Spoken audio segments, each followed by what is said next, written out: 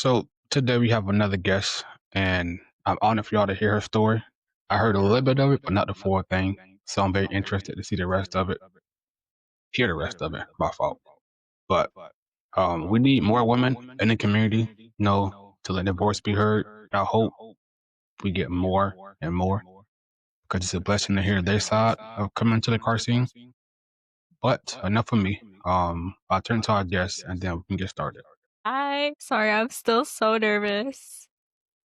So, you can let's see.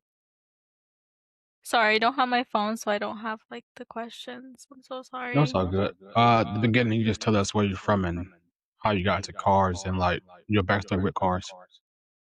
Okay. I'm from like the Sarasota, Bradenton area in Florida. I was going to car meets when I was my teenage years. I didn't really start going before that. So my teenage years, that's when I was going to car meets and stuff. I still didn't really know much about cars. I just knew that they look cool and I like how they sounded. So that's pretty much how I got into like the car meets and just looking at cars. Like I said, still not really understanding exactly what I'm looking at, but I just know that I liked it. Okay, so were you influenced by anyone to get in the car scene, or did it just happen for you naturally? So I actually came across my car for $500, which is the car I still have right now, and I really Right. needed a car. So I did have a few people around me that were like already like Infinity fans. I guess that like drove me closer to wanting to build my car, and I started off with the whole just an exhaust system and some nice rims, and then kind of took off a little from there. Oh, it always starts with the results first, and then you go to everything else. It's a lot of money, but it's actually really fun. I didn't realize how much fun it was to build a car, and then when I started understanding like, oh, this is what does, what I'm saying, like Hmm. just basic stuff, I feel like I started to become almost like obsessed.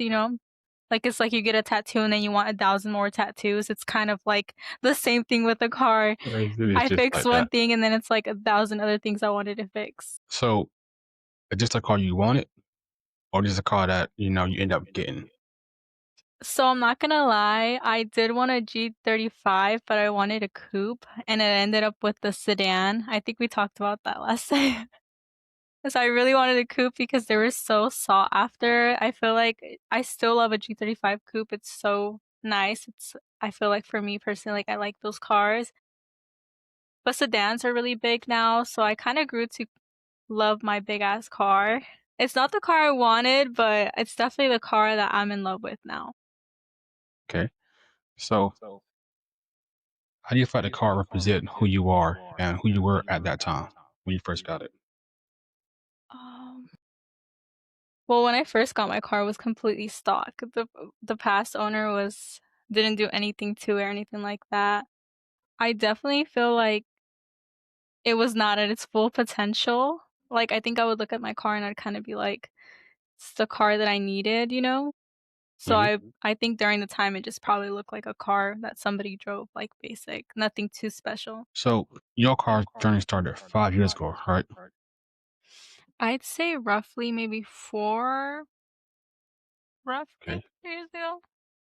So, explain how it was when you first got into the car scene. Like, what was it like for me? It was a little bit scary just because everybody has nicer cars and everybody likes to go fast, and I'm not an adrenaline junkie, so I kind of felt a little bit out of place, I'm not gonna lie.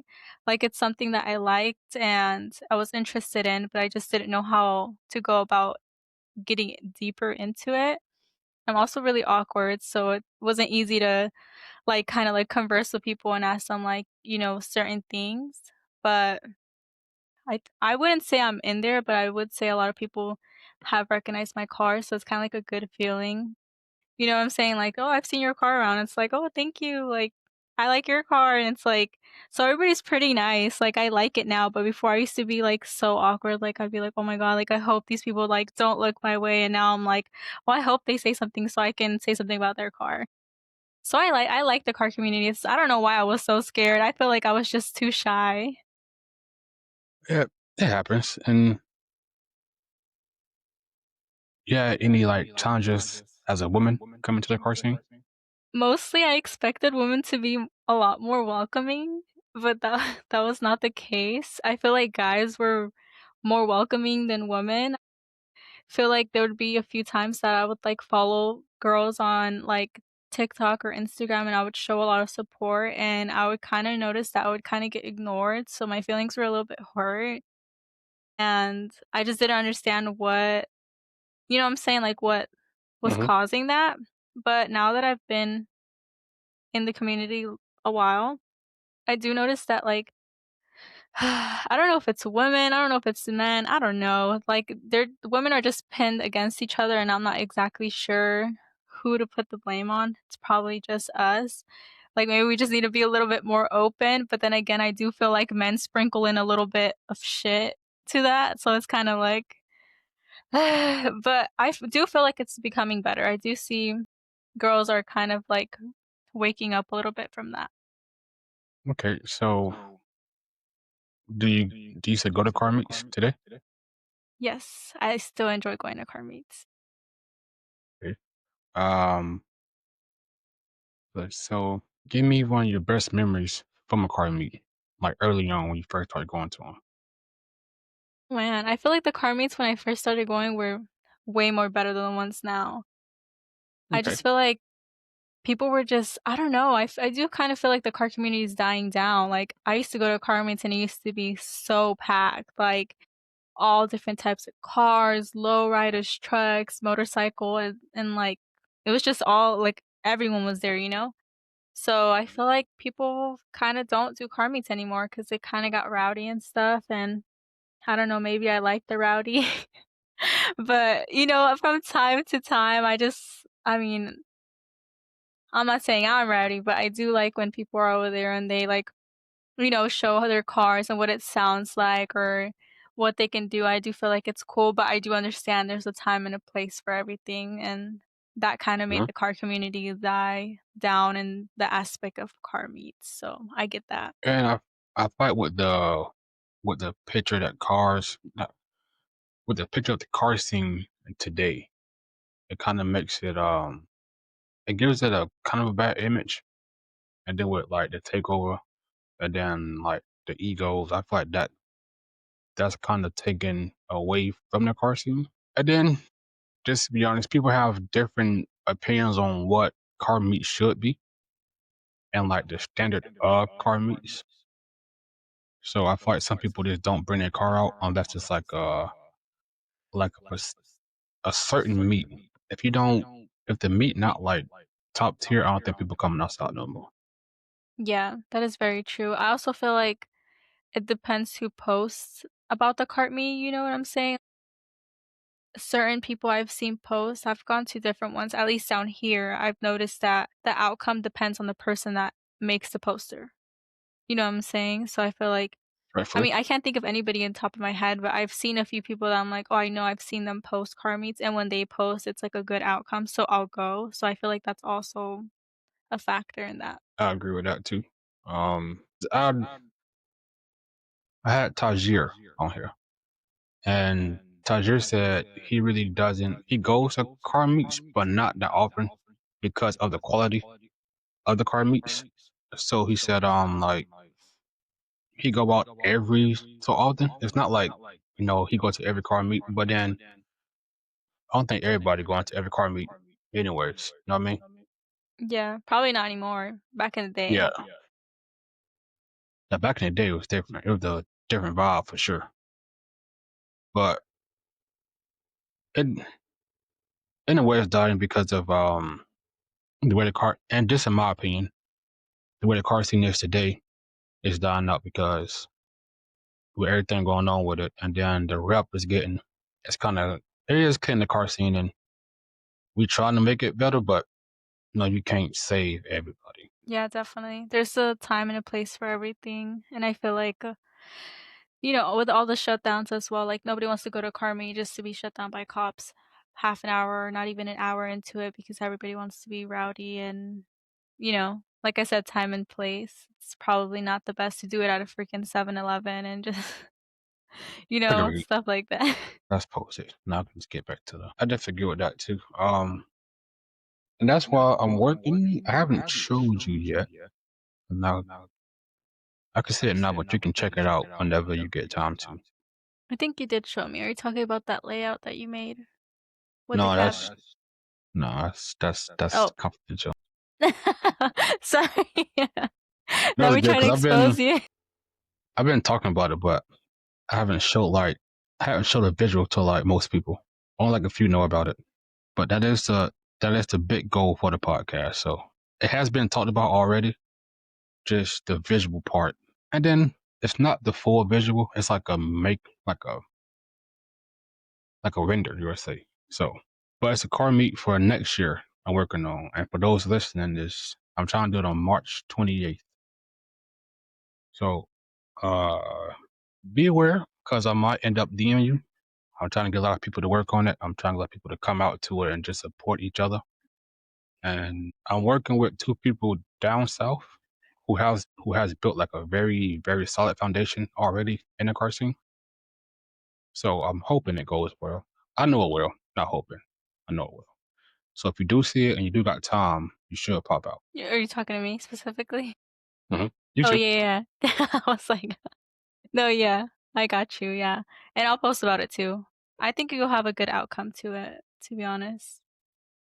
Well, the events I'm trying to have in it, it's different from most.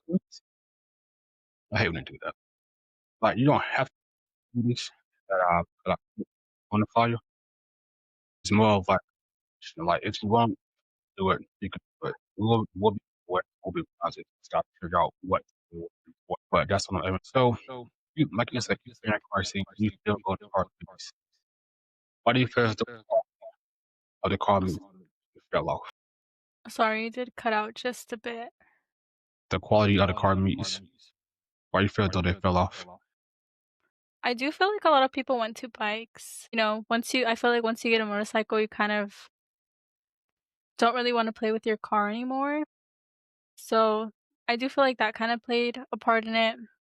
I also feel like, I mean, a lot of people just don't wanna be at the car meets just because the reputation that has been given with, like, cops being called or, just like how you said, the takeovers and stuff like that. Like, just people don't like, we're grown now. I feel like people don't wanna be doing all that stuff. Like, they'd rather go to something chill and just look at nice cars but, you can't really have that now when people still have, like, this bad idea that, like, if you go to a car meet, something, is gonna be, like, loud and rowdy or the cops are gonna come and shut it down, but I feel like it doesn't hurt to go, at least in my opinion.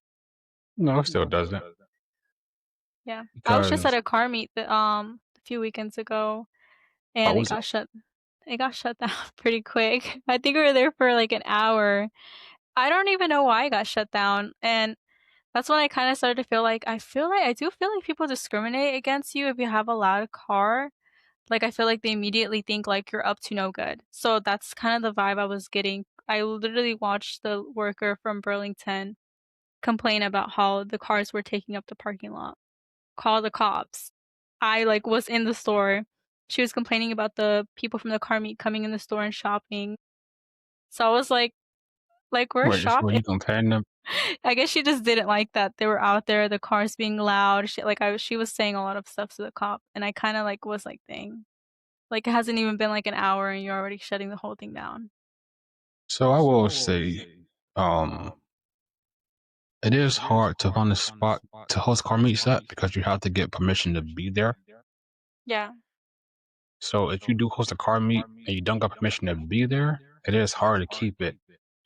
It's hard to keep it without getting shut down because one, you pop up, you taking the parking. There is some very loud cars in the car scene, so I can't even sit here and say, I can't say nothing about that one. But Yeah. um, I think that's why those get shut down because I've been to some and it lasted the full time, but they had permission to be there. So like I hosted one with some people in Port Orange before, but we did everything first to make sure that we can actually host the event there. So the cops never showed up. They didn't shut us down. It was a good turnout. But I feel like if you do the right things first before the event, you'll be fine. Yeah, probably. I've never hosted one, I've just attended it, so I never knew how to go about that stuff, you know? There's a lot that goes into it behind the scenes. Like you gotta get permission first to be there. Um, yeah, I believe you gotta like you can like talk to the police. That way, like they know you will be there. And I think you can even pay some to come out and like monitor it. So it is a lot that goes to it and behind it. And I think also that's why people they stop not stop coming, but when you see a meet that's been going for so long, and then you get the bad seeds that come and just mess it up. I think that's why hosts even stopped doing it because all the work they put into it. You got a few kids to come and just mess it up, and now you can't really now your name tarnished with other like parking lot managers and stuff like that. That is true. From experience, that's what I went through with one of them. Well, it wasn't me because I was just trying to get into it, but the people that I was working with. So when you first start to understand what the car scene really was. You said when did I first start to understand it? Um, I would say once I started doing a little bit more to my car and being more out in the car meets is kind of when I understand it more. I do feel like the car community is definitely big on community. I feel like people are really nice to each other, and I've noticed that a lot of people are kind of like, "You need help with this, they'll help you out," type of thing, which I've really appreciated. So, I mean, when it comes to builds, I feel like for the most part, most people are acceptable of any like, they accept any builds. I mean, of course, everybody has, like, what they like and they don't like. Um, I just feel like I started to see it more like a little family thing, you know? Of course, you're not gonna get along with every single person, but you Yeah, guys have a similar interest, and I feel like there's something beautiful in that in a way. Like, you know what I'm saying? Like, you guys have a mutual understanding of what it is to love a car the way you love a car. correct. And that's what like you hope for when you come into the car scene and like um when you try to be a part of it. You look for help for people who can give you advice or people who's accepting. And as far as the bills, like we spoke on before, you do have the cosmetic bills, you have the kind of built, but more so cosmetic built. Then you have the people who like actually build a car, like engine first and everything else. So a lot of people be like, oh well, if it's if the engine isn't done, it's not built. So, but the way the car scene going now, everybody not in it to race. Like they're not in it to be the fastest. They're not in it to have the most horsepower, or they're just not building race cars. I feel like the scene kind of opened up a new lane for people recently, where now you have people building as an expression more than racing. Yeah. I feel like I like that though, because me personally, I'm not a type of person that like I wanna go fast all the time. Hmm. So, it's nice to see a car like how they have stock Hondas and then they fix them up, and it's like they lower them or they put an exhaust on it, like, I still find beauty in that type of car, you know? Be Of like the course, same thing as any other car that was, like, gutted out and fixed out, and it's super crazy fast and, like, did all these mods, like, I feel like that is definitely art, but at least, like, you have these other cars that you can look at and admire as well. it's definitely art, and this is no knock to nobody. No, I never hate on nobody bill, but you know, you do have certain bills that you can tell the person put way more time into than other bills. But even like the lower bills where it's just like Rams or rap and you lower it a little bit, even those stand out just as much. But you do have them bills where it's just like you can tell they put hours and they put money into the car. And it's just like most definitely. And I feel like people complain about those cars not coming outside much, but them the people who had a passion, like a strong passion for what they built, for how they built it, and they didn't want to take it to just any meet. To them, they want to take it to like the shows. So I would say there's a difference between a car meet and a car show. I feel like the car shows is where like, people where we talk about where they put like the time and money into that bill where like inside, outside, engines, all that, it's all done. And then as far as car meets, I feel like that's where the community comes at now. Because now it's everybody who just like genuinely love cars and love to be around cars. It don't matter what you built or how you built it. They respect it because they value that you express yourself through your car. So, in my opinion, I think that's the difference between a car meet and a car show. No, yeah, I definitely agree.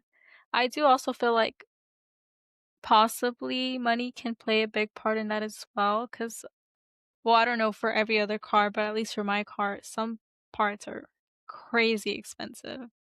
So I Hmm. feel like if people had, the money for it, or if prices weren't so crazy, people's builds would definitely look a lot nicer if that was something that was doable, you know? Agreed. Because everybody not born with a silver spoon, or life happens and it can happen real quick for a lot of people, and it may take some longer to bounce back than it does others. So, one person bill might take longer than the next person bill, but they're still enjoying the car scene. They're still trying to be a part of the car scene, and the small things like that also make the car scene really what it is today. Also, Yeah. and that's why part of this podcast was started, because the people, I don't want the podcast to just be all like big influencers, to people who has the influence or the followers. I don't want it to be just based about them. I want it to be the people who's like still building, or who has built their car but is still building the car scene to be better for the next person. Yeah. So I feel like it's actually coming together, I can say, and that's something that I'm like very like honored about, because we just started in October 5th, and what a podcast is now, I'm grateful for everything and everybody, because the message that we're trying to send through the podcast is actually resonating with everybody who comes to the podcast. So I'm very grateful about that one. And then it's been nice meeting new people, making new friends, and getting together like on events that we can actually meet up in person. Yeah, That I means the most. agree. I feel like everybody that has been on the podcast so far, like, it just kinda goes to show, like, how I said, like, there's, like, that family tie. Even though we may not have the same beliefs, we still have, like, something we both or all like, so it's like it kinda brings us together, Most which definitely. which is nice. It is. And that's one thing I really like about it, because truly everybody who has came on the podcast, I can still we still talk. Some I talk more than others, but every time I end a podcast, people want to take it further than just a podcast. So we stay in contact. Like I said, I got a lot of things I'm working on, and a lot of people want to be a part of it, and I'm blessed about that, because I always say I can't do it by myself. And the fact that the community is coming out to show that they with it too, it just it means everything. I know you mentioned other people talk about other, like, podcasts and stuff like that, but honestly, I don't think I've seen any, like, car podcasts, or maybe I'm just not too into the car podcast because I have until I came across yours, I haven't seen any. And I did some research before I even started this, because I wanted to create a space where you can come and talk and tell your story. Like you see most podcasts, it's about the people who already been successful or who are successful, or like the ones who own shops, the ones, it's like the ones who already did they journey within the car scene and they done now, like they can live life peacefully, and like they got everything that they could want. I see them doing podcasts, but it's about like cars. It's about brands, like the different car brands. like different. It's just about like the car scene, the cars period, but it never connected with the actual people in the scene. Yeah, I see what you're saying, yeah. So I was just like, if I can create a space where people can come tell their story at, and it's truly about the community that makes the car scene what it is, I thought that'd been a great thing to do. What kind of car do you drive? I drive a old Mercedes. It's a CLS 550. How do you like it? I love it. Not lie to you. Now I will say this: it has given me problems with like the last like 2 years. I had it going on three I think 3 years. Okay, it just misfired a lot, right? But that could be my fault because I got the catch taken off and never tuned it. So that could be my fault. But other than the misfire, the only thing that actually happened before what happened recently was my starter. Yeah, I feel like that's, like, regular stuff, I feel like. You know, like, your battery dies and alternator in your starter, I feel like those are, like, basic, but I feel like, I don't know, for me personally, my car, she can kinda be a lot.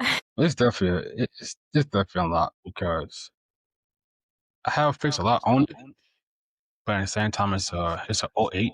The part's not new. It's been used. That car has over 250,000 miles on it. Yeah. But that's my baby. Yeah. Everybody always tell me to get rid of it or trade it in. And when I get mad at it, I'm like, yeah, fuck this car, I'm trade it in. I'ma listen to But those people. No, I feel the same way. There's been a few times I posted my car up for trade on Facebook Marketplace. Guilty. Do that sometimes because my car has pissed me off so freaking oh much, bro. shit. It comes to the point where I'm like, I'll literally just be like crying in tears from like just how frustrated I am. But I feel like and there was also a point where, like I said, like I didn't really like my car that much because I felt like it just didn't look like every other car in the car community that I've seen or cars that I've seen at car meets. So, I mean, I think after a year of having my car, that's when I kind of started to grow to like it because before any of that I was just kind of like, oh my god, this is a car. It's like an Infinity. People have Infinities, but not my car. Like they don't have this car. So I did kind of feel like kind of, like, out of place when I would go to car meets, like, I felt like my car just looked weird, like, it didn't look like every other car, like, it wasn't getting attention, and it's like, I don't know. And I can I can relate to that because I can guarantee you, I doubt you've seen a CLS 550 at a car meet. Honestly, no, I haven't. So So you get it, you, like, get how discouraging it is when you have, like, a build and it's like, you hop on TikTok and you see all these other people building the similar car, it's kind of like, "Oh, okay." But mhm. when you're, like, out of that, it's kind of like you kind of feel discouraged, because like how like, you don't really you know what I'm saying? Like, how am I supposed to do this when it's like there's not even a lot of this? All right, because I just had it on top of my tongue. Like BMW has like a huge fan base. So like anytime you see BMW, you know for a fact it'll good content when you if you build it. Not in the right way. If you just build it your way and you building that, you know you got a fan base behind you Yeah, because it's exactly. BMW, just like Audi, just like Mustangs and Chargers and Hellcats. I mean Chargers and Challengers. But when you go to like cars like my car, like a '08 CS 550, like you see them and they just like they just either they stock or they so you know when you see that car at a car meet. So it's hard in my field because I'm like, well, I gotta already compete, not compete, but I gotta try to make this car look mad different for it to stand out amongst everything else. So it is a little like tricky area to be in. Yeah. It I feel like it's almost a little bit discouraging, like, I don't know about for you, but it's like, there was a time and point where I was with my car and I was kind of like, "I really don't want this car anymore," like, I like it, but it's not like, you don't look like every other car in this, like, I community, know so what I you mean feel by that. like and of course, I feel like you have those thoughts, but it's just, like, in the moment type of thing, and then you're like, "What was I saying?" Like, "It's fine, I love my car." And I feel like now I mean, I still don't think my car is at its full potential, but I do feel like within the last 2 years, I've gotten a lot more compliments or people saying like, "Oh, I've seen your car around the city," and or like, you know, just like that type of stuff, and I feel like it's kind of nice to hear. Of course, you're not doing this to have anybody's approval and stuff like that, but when somebody acknowledges like, "Oh, your car looked like this before, and now it looks like that," it's kind of like a feeling of accomplishment almost, like, It is. like, okay, like it's getting a little bit of recognition, so it's like nice to hear it. For me, it was a sound because my car been black since I had it, and I've been stuck on what color to go with it, so I just didn't touch it. The only thing I did was my exhaust. So I'm on a highway one day, and I'm actually driving. Like I'm going through the gears, just having fun, right? A dude took on the side of me, and he was like, "Yo, I've been following you since you got on the highway." He was like, "I didn't think that was your car that sounded like that, bro." And then he texts me, and we driving like, and we doing like borderline like one something, like we just cruising, and we texting and driving the whole time, like having a conversation while we driving. I was just like, "Gang, this is not safe, bro." Like, but my car got noticed because of the sound of it, and that's still a good feeling because I was like, "Oh, bro, I see you going down Mason, or I see you here." So it is a good feeling, like people like notice your car for your car. Yeah. I think for me too, like how you say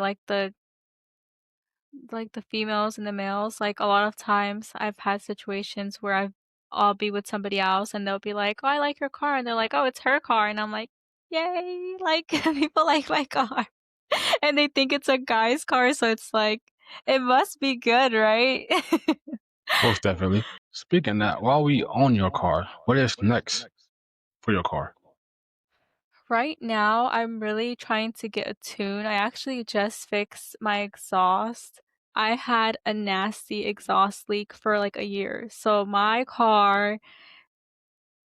community probably hated me. My neighbors probably were sick of my car. Trust me, because it was so bad to the point where like I couldn't hear the person next to me. Whoever was my passenger, Mm. I can't hear you. You have to wait till I stop driving for me to hear what you're saying.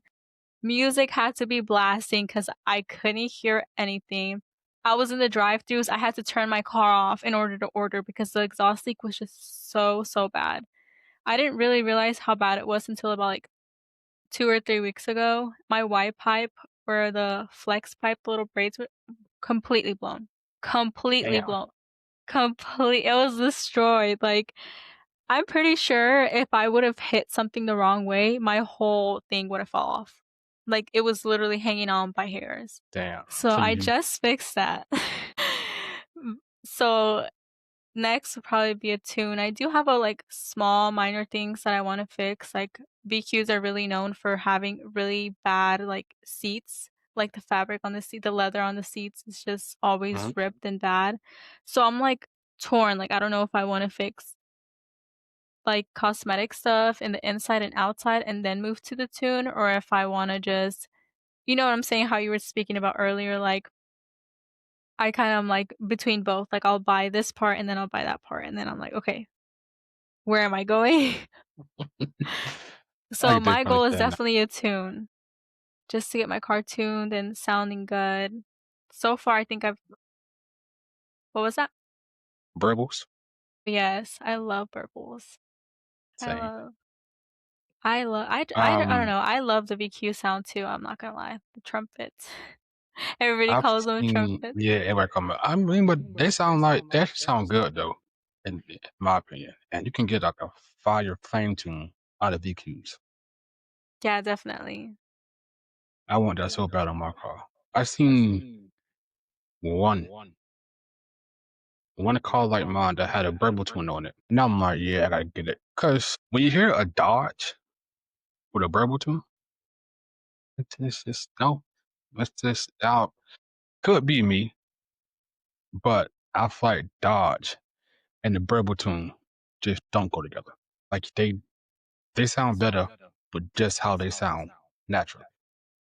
No, I do agree. But I feel like they sound 100%, they sound great the way they are. yeah, I heard a burble tune on one, and I'm just like, leave that to like everybody else, but like just keep it on that side, of, like on. But on BQ though, burble sound good. I'm trying to think of the best car with burbles, but it might take a while because I'm actually make that into a poll. What car has the best burbles? Yeah, you should. See what I people definitely am. think. Up for that'd be a good one. What are your plans with your car right now? I think I finally decided on what I'm gonna do.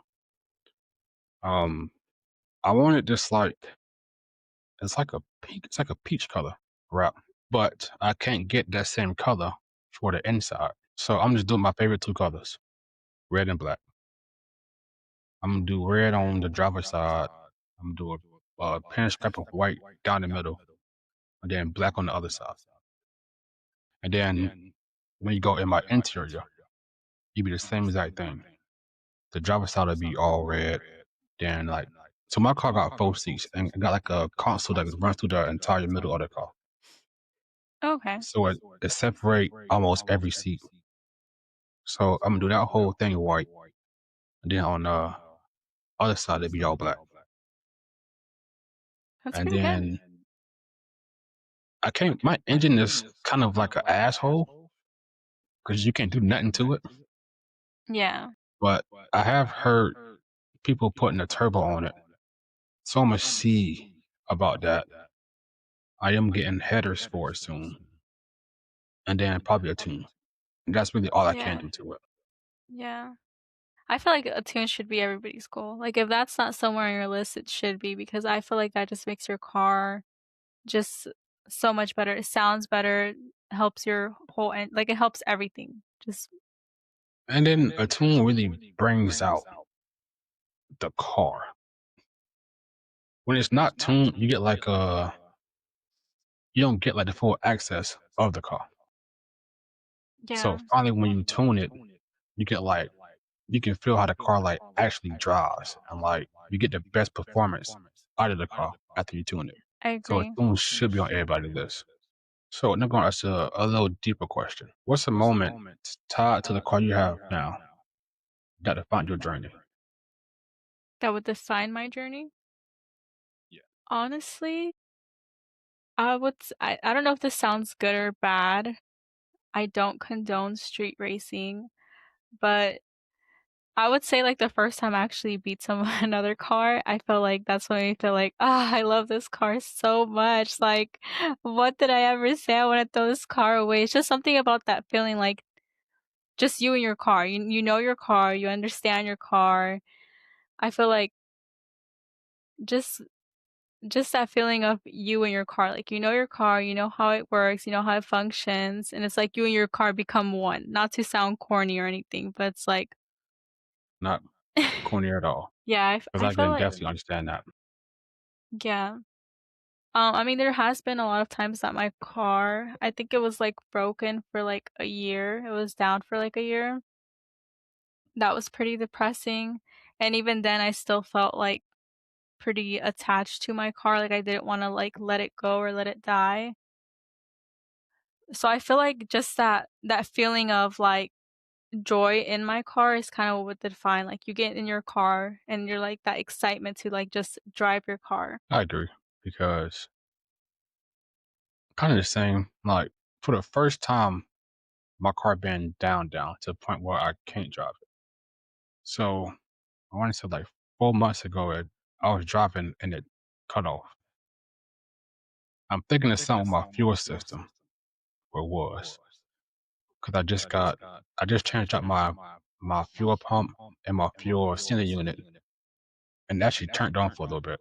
Almost cried that day, but it turned on for a little bit, and I was like, all right, well, let me turn it off and turn it back on and see if it's working properly. But the second time I turned it back on, you could hear it like rev up and then go back down. and then rev up, and then go back down, and then finally it cut off again. So now I'm back to square one to see. I mean, I think I know what the problem is. I got the part for it. Now I got to just put it on my car, and I'm praying I fix it. But if it don't, it's just back to the drawing board.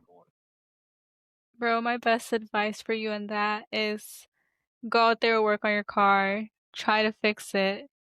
Honestly, get frustrated and then just leave it, walk away. Do the same thing all over again till you figure it out. Because listen, that's how it's been with my car. I've had similar situations where I was literally an hour away and my car completely shut off on me. Had to get it towed back over here. I have never wanted to fight a car so bad in my life. Bro, I was like, if I had a bat right now, I would just let all my anger out because this is so frustrating. But just It's just funny keep because brainstorming ideas and you'll get to it. You'll get to it. It's frustrating. It's so frustrating. it's it's very frustrating. Like, as cars have personalities, I swear. They do.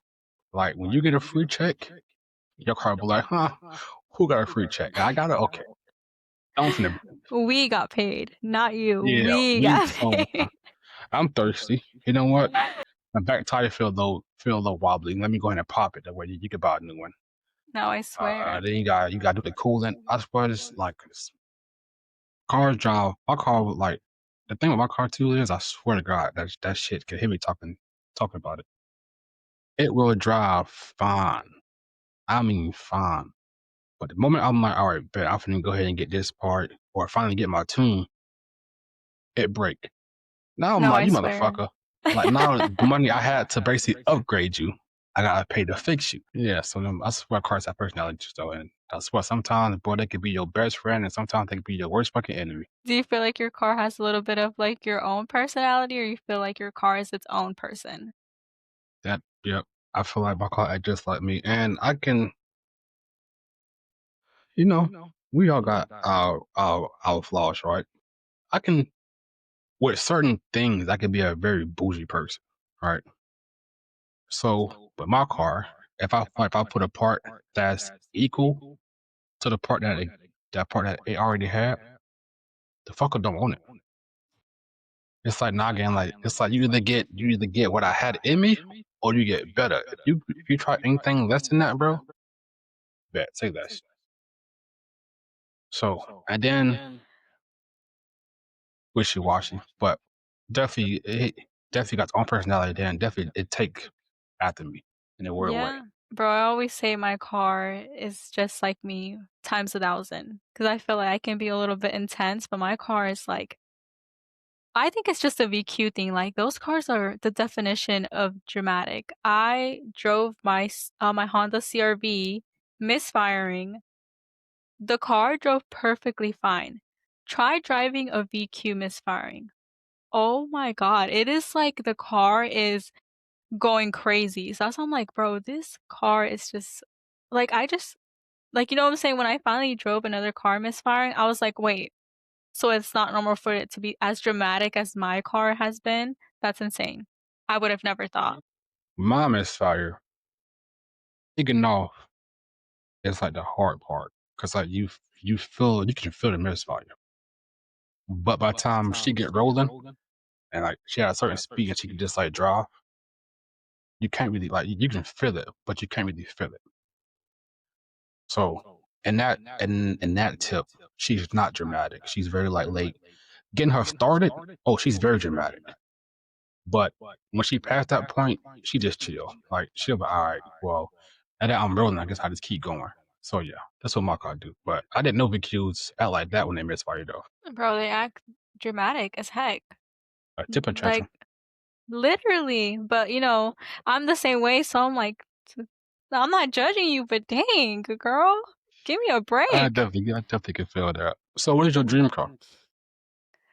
I honestly, I'm like, I don't really know, but I kind of know. So like, Mhm. there's a few cars that I would like to own.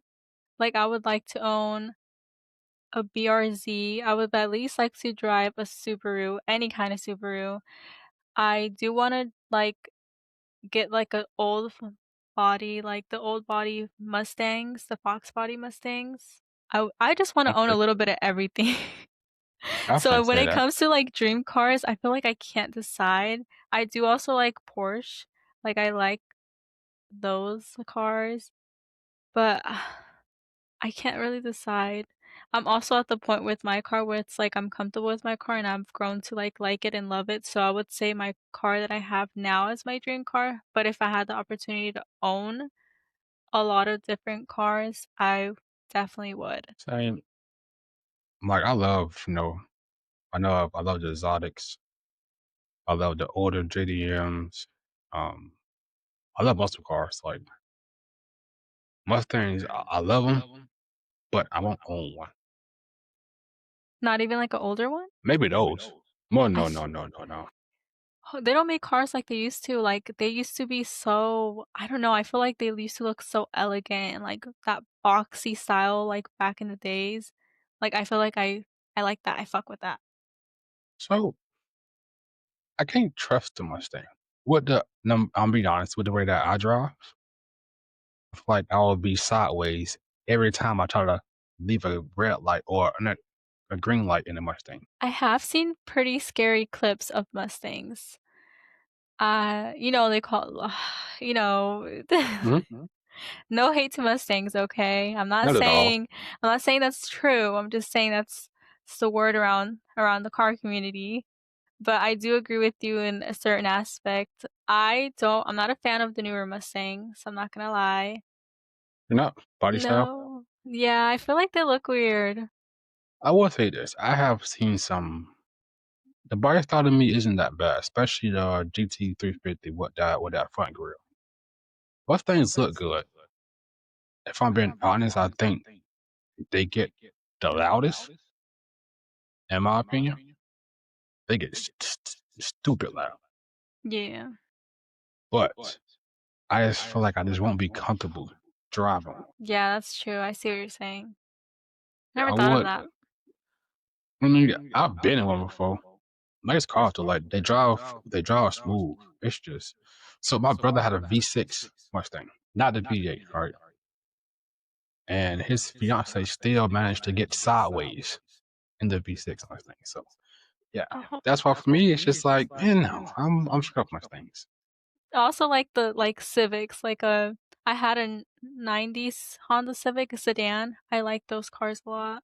I feel like if you get the right it's so hard to find a good one though.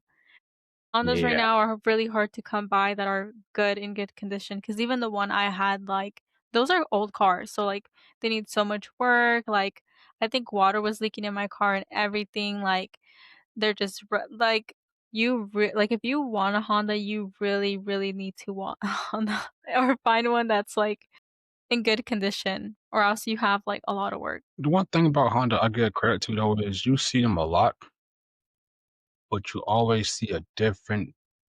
You always see it done in a different way. Like there's so many ways to customize a Honda. You will barely see the same Honda twice. That is true. And that's one thing I give it credit for because people get very creative with Hondas. Yeah, they do. I love me a Honda. And them things are reliable. And easy to work on. Everybody always says Hondas are so easy to work on. My brother had a Honda for a year and he didn't do no oil change. See? And that car turned on perfectly. Turned on perfect, Every drove time. perfect every time. Don't let the G hear you, because then she'll start acting out immediately. Not too much But praise on the Hondas. mine can't add out anyways. It didn't want to start. Yeah, but now if she hears you saying this, she's gonna be even more pissed, because like, "Okay, now you're doing too much." Well, I got a new part for her, so hopefully that make her happy. But we'll see. I'm praying it does make her happy. I think it will. At least the effort. The effort is what counts. She better appreciate it. But I think that's one thing too though about cars is like when people be like, I don't get how somebody can get attached to something like that. It's because you don't understand the way like we look at cars. As far as car people and people who just get cars and like, oh yeah, that's my like Passat. Okay. love them cars. That's my baby. A car person saying that that's his baby, that mean that that motherfucker done broke, refixed, done set for a while. It done gave him a heart attack. It done had near death experience. It's just so different when you going from them two. Like car people with love in their cars is so different from other people who love for cars. Exactly. You know, my very first car was like a a Dodge Grand Caravan. It's like a minivan. Mhm. That was like my first car, and I had that car for like a year or 2. Yeah, I did not care about that car, not even a little bit. Bro, as much as I care about this car, I did not care about that car. I'm not gonna lie, I did cry when I sold it because it was my first car, Mhm. and I'm also just a crybaby, but listen, that car got no type of attention. It got attention when it broke. Other than that, I wasn't worrying about Yeah. nothing. I wasn't on top of So no oil changes, none of that. I got kind of lucky when I got into cars. So my first car was a car that I have now, but I had it for a week. The transmission broke on it, and then the dealership I got the car from, bless his heart, and he don't give me a 535. It was a '09 530, a '09, bro, brain fart. '09 535. Yes, okay, 530. Yeah, '09 535. And so I was like, I went from a V8 to a twin turbo V6. And then there's BMW. So you know it's sporty. And then after that, I went to another BMW, but it's a 325i. And then eventually that's when I got back into the car that I have now. So you can kind of say I've been nothing but like performance slash like luxury cars. You've tried a little bit of everything, it sounds like. Yeah. And then my brother had a Charger that, so I kind of, that's why I say I feel like I got a little bit of bouginess to me. Because for me, like when I go for a car, the first two options always a Mercedes or a BMW. And then they trickle down to like Audi or Dodge or like a Q50. But if you could get a car, your next car, what would it be? Oh, I'd definitely get a Q50. Now that you said it, I'm like, "Oh yeah, hell yeah, I love those cars. They're so pretty, bro. They're so pretty." Those Yeah. cars were well made. I love me a Q50. And I just feel like even off the lot, like they look already good. Like something Mhm. about them is shows so like sporty and edgy and like I feel like they hold a lot of elegance to them. Definitely I would get one. If I could get a car at dealership right now, Q50. I would leave So very happy. I would get a Q50, but I got unsettled beef with Q50. So I raced one night, and you could tell he was tuned because you could hear his turbos. But I'm like, I got a V8. It's not really nothing to worry about. I was so fucking wrong. By the time we turned and we got straight, it went from like this to like that. Oh my god. Like that, I don't know who was driving that car, but they took the fuck off. So since then, like I want me a Q50, but like until I get my car to a spot where I can beat a Q50. Mhm. I don't like those My other cars. brother he used to love Eclipses. I mean, like I that's his favorite car for years. bro, I'm not a fan. Mostly, I was already not a fan because of how they looked, and then I got beat by one. I was like, "Oh yeah, I hate this car." But mind you, it's like my like I don't know, one of the first times I ever tried like ever racing it. I was like, "Oh no, like I don't like this." It wasn't. It was more like what would it call like user error. Like my car definitely had the potential to beat that car, but I Mhm. didn't have the balls to gas my car the way he was, so he left me. Uh-huh. And I was like, Okay. "Oh, I don't like you. I don't like you. What the heck?" Definitely said that. Well, like when I first got my car, I babied it. I mean, like I did the exact speed limit. Like if it was 35, I did 34 until like once I got used to it. Then after that, I race anything now. Like if you get on the side of me and you think you can do something, now I think though. The worst car that has beaten me, like, I mean, like, it wasn't even a race. It was just like, we both just took off, was a M3, the newer M3s. Oh my I don't know what BMW did to that car, but fucking hell, like, he did me 10 times worse than that thing he did me. Like, it was so bad where, like, once he took off, he slowed down and waited until I caught back up to him. Now and then I was like, "Bro, I wanna talk, bro. I don't wanna Just talk, bro." I was go, just just like, go. "Yeah, bro, just one time, bro." You got He that, you got that. he just laughing. I'm like, "Bro, like, what the fuck inside that car?" He was like, "Dude," he was like, "It's still stock." He was like, "I don't know how they did this, bro." He was like, "But, bro, it's fast." I said, "Gang, like, by the time I got to 20, I'm pretty sure you was, like, already at, like, 100." And, like, it's fun, though, like, I don't mind losing because I know my car not the fastest. Yeah. But sometimes, no, in some fights you definitely should not fight, and that was definitely one of Learn to take an L once in a while. yeah, I And should just still take the L and still smile because it's like, "Alright, that's still kinda fun." It that took was me a a race minute I to should learn that just too. now that my car is a '08, I could I can beat, like, charges from, like, 16 and down, I think, 'cause I have raced some on the highway before, and then highway, all highways, keep it highway right now, but I've raced some on the highway before, and I wasn't too surprised because Dodge make heavy-ass cars. I mean, my car heavy, but it's not Dodge heavy. No, yeah. I haven't raced the Mustang yet or Camaro, but I have raced the Charger and that Challenger V8s, and I beat both of those. Yeah, I mean, if I'm being honest, I don't think I've ever pulled up on anybody and it's like, "I'm trying to race." It's usually them, and I'm always like, "Oh gosh, please, please," and I always try to just but, as soon as we get Um, to a light and we're both lined up, I'm like, "Fuck it, fuck it." you ever seen that meme where he was like, "You trying to race?" And the girl was like, "No, honey." He was like, he blinked. That's me every time I get to like a red light and I see a car. I ain't gotta look at it. I can be doing my own thing. If I hear it, or if I know what kind of car it is, oh, I can take off.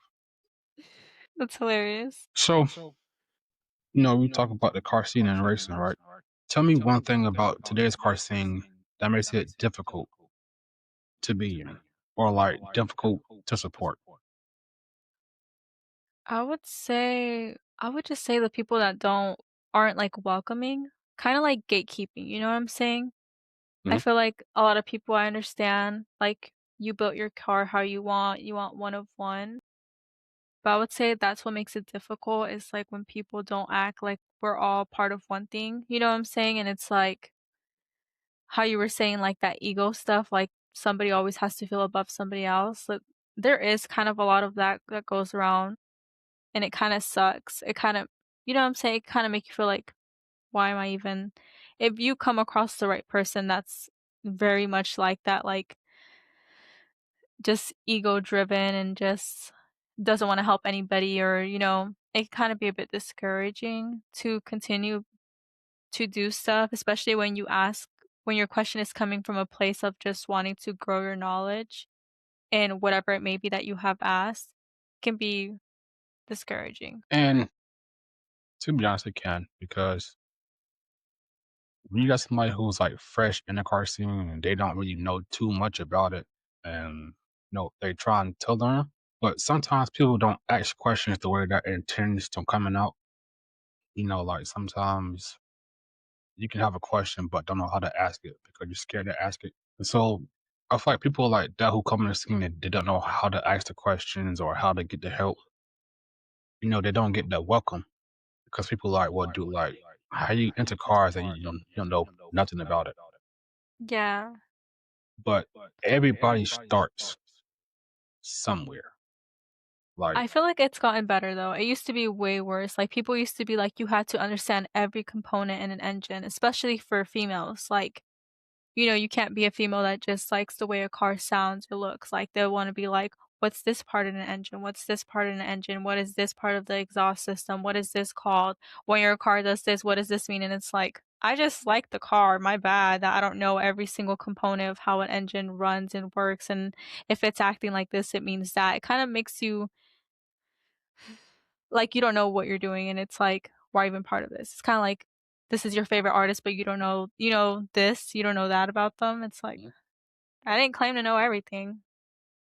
Exactly. And the people who trying to learn about the community, like most do get a good welcome.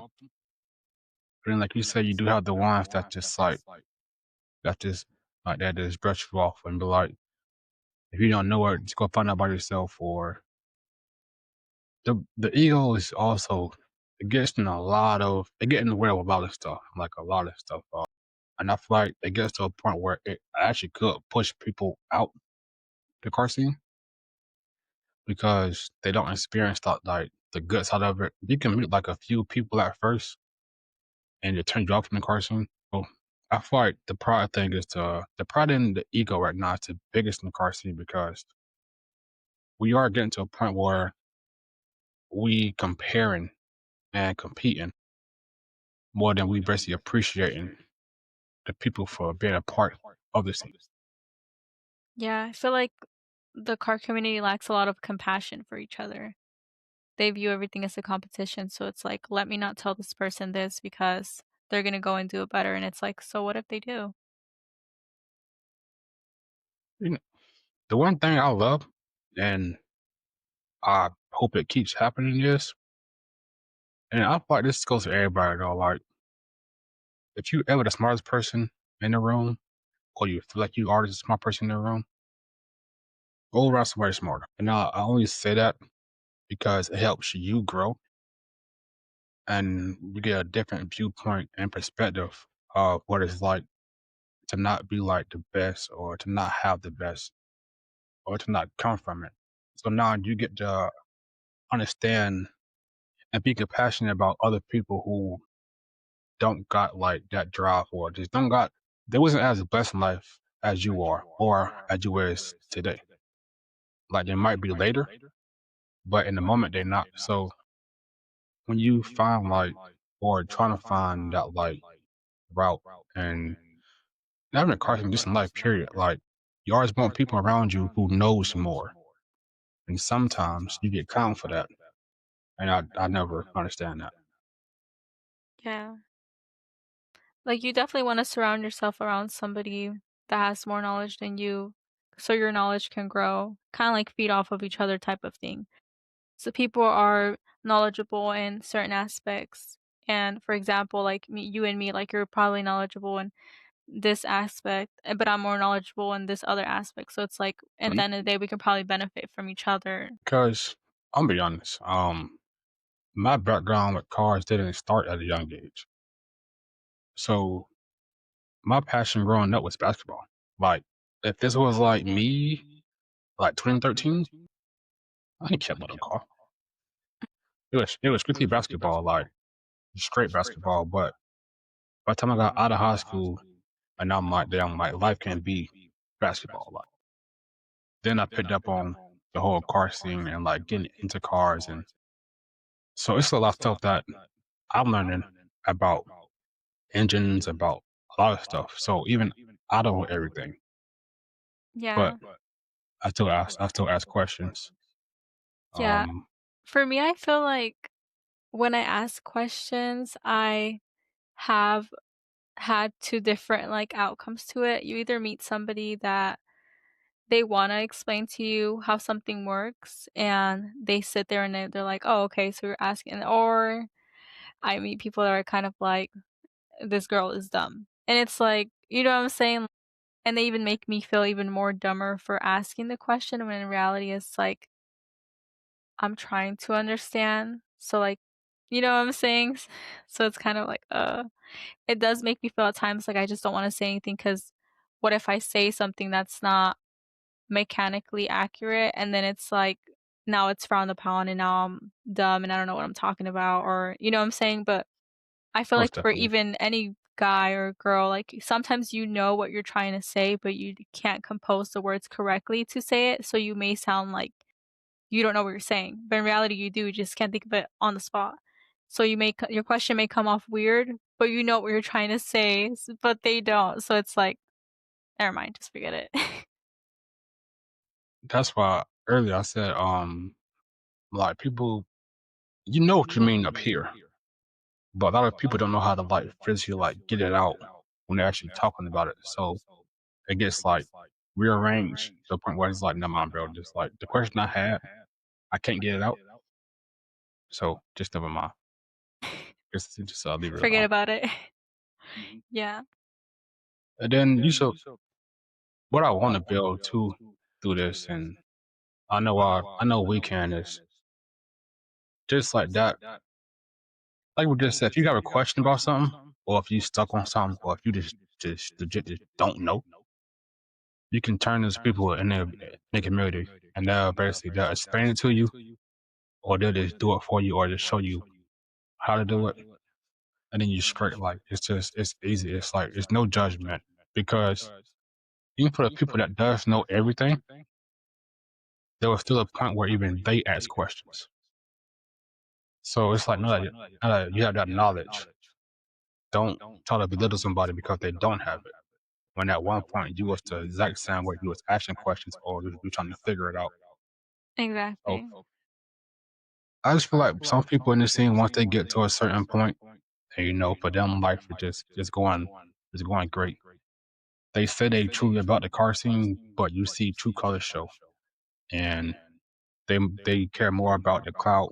They care more about like they follow account, uh, they so called influence. So people like that also to kill the scene because it's not genuine at all. Yeah.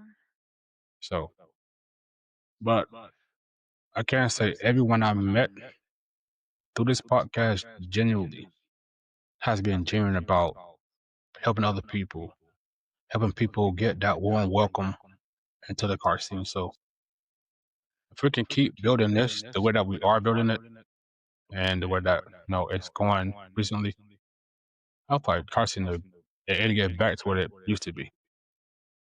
Yeah, I think so. Especially how you were saying, like, the asking other people if we had, like, that safe space to feel comfortable to go and ask without judgment. I do feel like there are, like, mediums like Reddit, stuff like that that you can see, but you really have to search for that stuff. So, like, if there was, like, that space where somebody could go and ask and it's like you're getting answers left and right, "You should try this, you should try that," like, "Oh, I heard this before." I feel like that is 1,000 times more better than sitting there and scrolling and scrolling and scrolling. It is because, and then if they don't know, they could probably punch somebody who does know. So like you always get an answer from somewhere or somebody. Yeah. So if somebody today was starting their journey the way you did, what would you tell them? I would tell them not to give up. I feel like hard times are really hard and they feel like the worst thing ever, but those highs with your car where you feel like on top of the world, everything's coming together, I feel like are very worth it. So just try to see that light at the end of the tunnel because it's definitely there even when it feels like it's fogging up and stuff. Just don't give up. Definitely agree. Me and Nico was talking about that, and like I said, so it could be something small, it could be something big, but if you have a passion for it, right, and you following it, like it could be cars, it could be anything. If you ever get that itch to where like you like, oh damn, I want to give up, or it's too hard, or it could be something positive, and you're like, I want to reach out and do something else. I always tell everybody like, we truly have a greatness in us that we consciously keep hidden because we're scared of what can come from it if we like let it out. Yeah. Now, like some people also are scared of their greatness because they don't know where to take them, or they're scared of what's next. But that's why I say you should truly never give up because you truly don't know how great you are when you actually fight for it and you bring it out yourself. You have to step out of your comfort zone. Sometimes you have to do things that are uncomfortable to grow, and I feel like that's also where people are lacking to see is that sometimes that thing that looks so scary, once you do it, you're good, and then you kinda, like, get to explore yourself more as a person. It's like, "Okay, that's something I was so scared of. I did it, I accomplished that. I can definitely go for this other goal that I have in mind that seems super scary." You have to be uncomfortable sometimes to grow. Because I would say, you probably can't tell, but my speech isn't the best, but I know that, and I try to work on it. Like I say, you probably can't hear it, No, but actually. um, I would never, and I mean never, talk in a camera unless it's FaceTime with people who I know. Yeah, you would not get me doing this, but I want to do YouTube like a year ago with my car in a car group that I did have. So I'm like, it. I can make videos and I can stay behind the camera, but I still gotta talk, right? Ooh. One night I made a video and I was like, bro, this fuck it. I set my GoPro up and I sat in front of the camera and I just talked to it. And then I put the video up. You know, I didn't have a big following. My following now is still getting there, but I didn't get much videos or likes. God damn, views. Didn't get much views. But I'm like, it's something that I was passionate about trying. So I tried it again. And this time I was in my car and I'm driving and I'm talking to the camera. And then there was a car meet in Orlando that I really wanted to go to because had a Koenigsegg was out there. But I'm like, is I'm still not comfortable talking to a camera in public. But I got up, I forced myself to go out there. I'm like, if there's something I want to do in life, I have to get comfortable being uncomfortable. Yeah, that's the And only way now you're gonna grow. and it got me to a point now where I can do this and be comfortable. So I say that one step for me was YouTube a year ago. Got me comfortable enough to where I can actually do a podcast. Well, let me just say congratulations to you because you have a podcast. You have people that are here and they want to talk to you. And, even like for me saying, like, I feel like you're saying you're uncomfortable. I would have never thought you were uncomfortable talking to people because when I came on here, I was like, oh my God, I'm so shy. I'm not going to know what to say. But you definitely have like that people vibe. So it makes people feel comfortable. I'm So, glad I do. congrats. And the one thing I've learned, especially just through experience, like doing it myself, is if I can make the person comfortable, then I would rather do that than show. Like the first podcast, I was definitely nervous.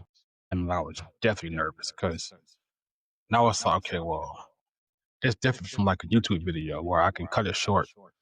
Just show like clips for a good minute and then talk again. But I gotta talk the entire time. Yeah. But going from that one to now, I have got comfortable enough that I can try to make the guests comfortable. So it's really good for them. Yeah, it is good. I agree. I feel like you're growing as a host. It's fun. And sometimes it's a little, not a little, sometimes it is nerve wracking It is. because if I don't bring the energy, then I feel like the podcast won't have it. But then again, everybody different. You have people who's like laid back. You have people who's talkative, who got mad energy. And for me, I'm kind of like that, like laid back type dude. So Yeah. like, I got an energy, but it comes out in spurts. But for most of it, I'm like laid back. No, yeah, I get that. It has to be like something to get you like talking, and then after that's like Yeah, sure. back to being quiet. I'm the same way. That's definitely how I did. So, what is the biggest lesson you learned through the car scene? I would say definitely to stop being shy, because I feel like that's your way to network with people and get to know a little bit of everything, get to know. And honestly, the car community is the biggest connections to a lot of things that sometimes you don't even know that you need. So I would say just being more like friendlier and being more open. I feel like I had to learn that through this because listen, I used to be very to myself, very like head down, didn't talk to anybody. And I feel like just seeing how friendly everybody is has broken me out my shell. So definitely just being friendly and open and networking. Like with some stuff in today's society, you get bashed for being too friendly. Yeah. But me, that's just my personality. That's just that's just who I am personally. Like Yeah, I was always a friendly type. I can't say I always have been. But I don't think it came from I'm mean. I think it just came from Mhm. I just genuinely didn't know how to converse with people or go about her certain things. So I think I came off as mean a lot of times unintentionally. And the car community definitely has taught me like of course I'm not like the friendliest people, but sometimes people would come up to me and be like, say something about my car, and I'd just be like, "Thank you." But now I'm like, "Oh my god, thank you, like, I appreciate it." Like, yeah, I've had this, like, trying to, like, make conversation Mhm. or small talk, and I feel like 4 years ago me compared to now is a completely different person. It's been like thank you to my car because it has opened that space for me to be able to engage with people and meet different kinds of people. And not everybody that compliments your car is also going to be a car people. Like you meet bakers, painters, like a little bit of everything. Mhm. And I feel like that's just nice. Like you get to meet all these people just because of one thing. And that's why that's truly the one thing that got me to actually create this space or try to is because that matters, right?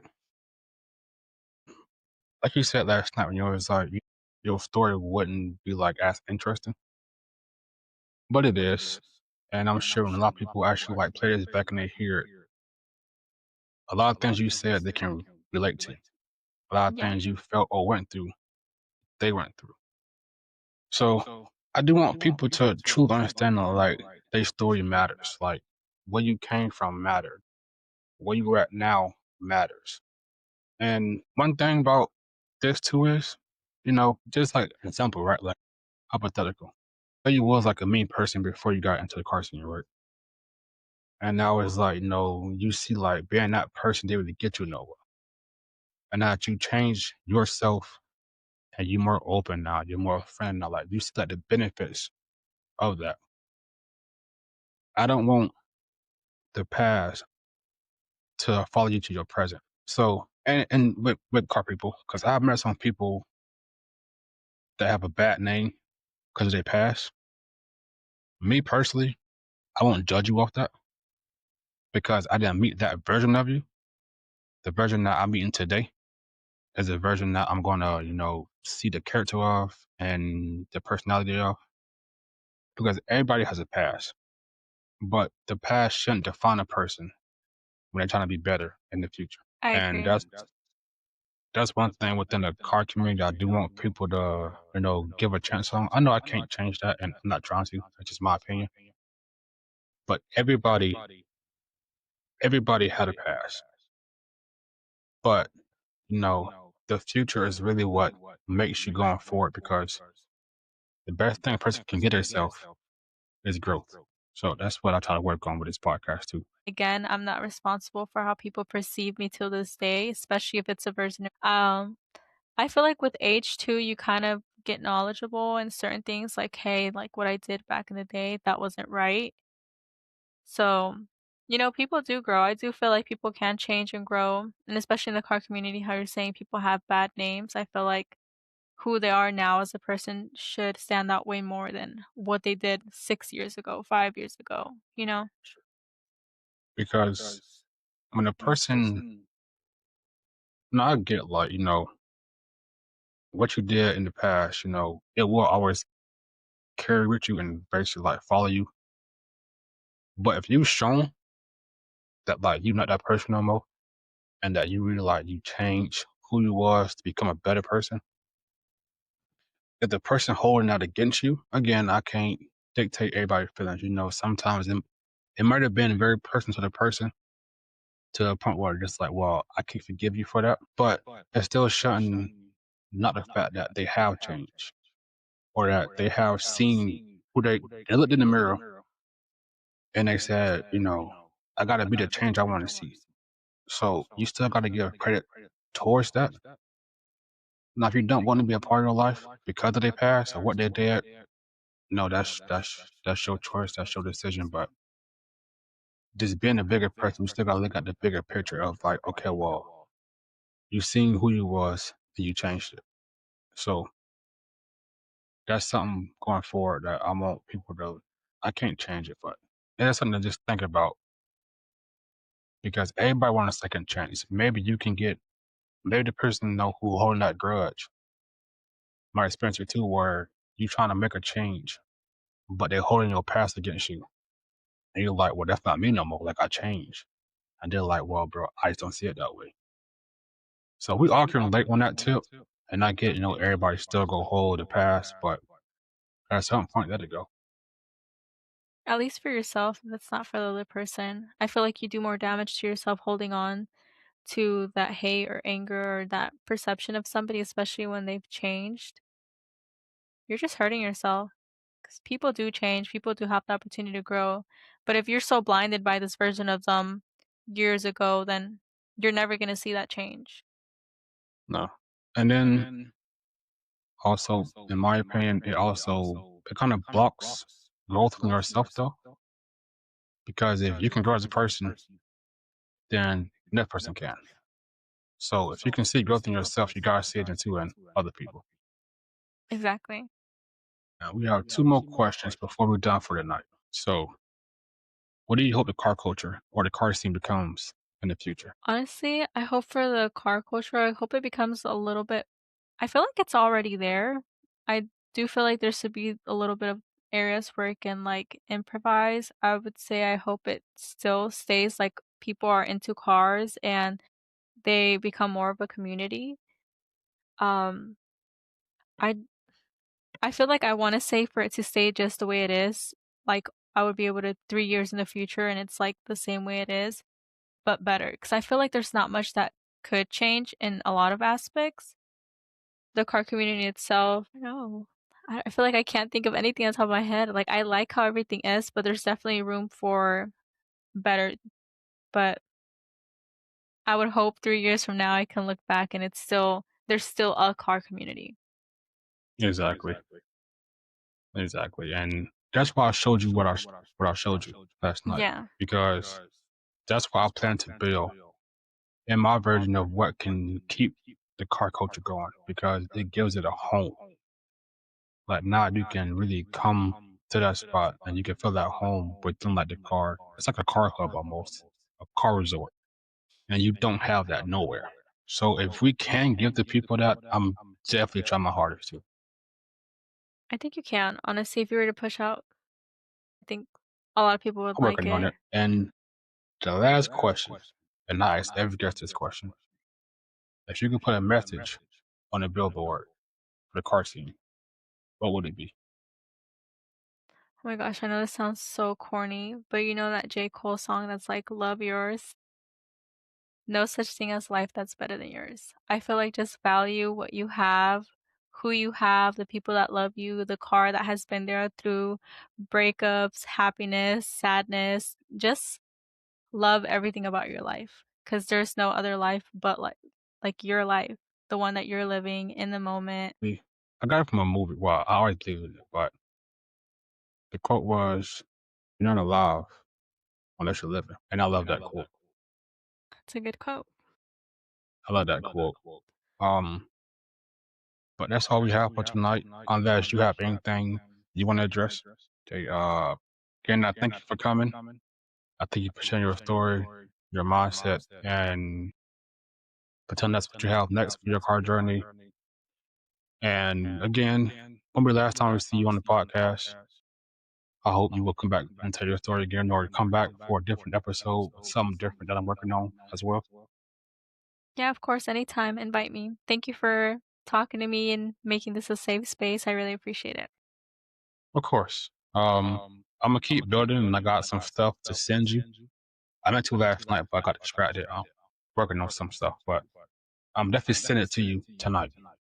Yes, I'll take a That look way, at it. we can go over it. But again, thank you so much for coming to the podcast. Honored that you're a part of this community. I'm honored we got to hear your story, and I look forward to working with you in the future. Thank you. Thank you so much. Thank you. I'll let you enjoy your day. Have a good night. Have a good night. Bye. Bye. And I thank everybody for watching. I thank everybody for supporting. I thank everybody for being a part of this community. And like I said, it's your car, it's your story, but this is our community. Thank you and have a great night.